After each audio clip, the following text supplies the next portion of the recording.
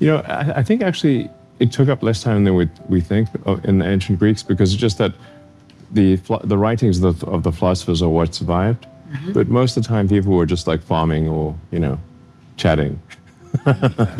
So, and once in a while, quite rare, they would write down some philosophical work. Mm. It's just that's all we have. We don't have their chat histories, from.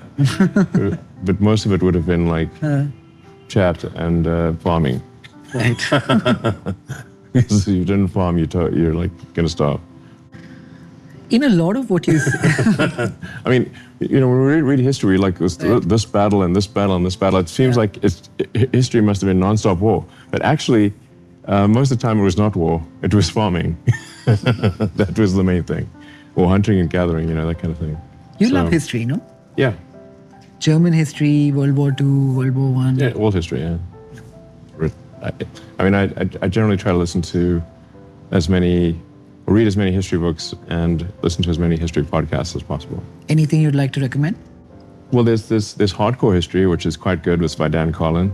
I've read it. I've heard it. It's very he's got a great voice. Yeah. And very compelling narrator. There's the Adventurers podcast. Mm-hmm. There's the books, The Story of Civilization by Durant, which is a long series of books, very, very deep. Those books take a long time to get through.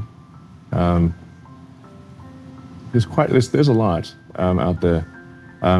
I sort of like, if you want something that's sort of gentle, a gentle bedtime podcast, I'd say The History of English is quite a nice one, because it starts off with like gentle tavern music and a very pleasant voice, and he's like talking about the story of Old English and then Middle English and then later English and where did all these words come from. Yeah. And one of the interesting things about English is that it's somewhat of an open source language. Like it actively tried to incorporate words from many other languages. Mm-hmm. So, whereas French sort of generally they fought the inclusion of words from other languages, but English actively sought to include words from other languages, kind of like an open source language. So as a result, it has a very large vocabulary. And the large vocabulary allows for higher bandwidth communication because you can use you could use a single word that might otherwise take a sentence to convey.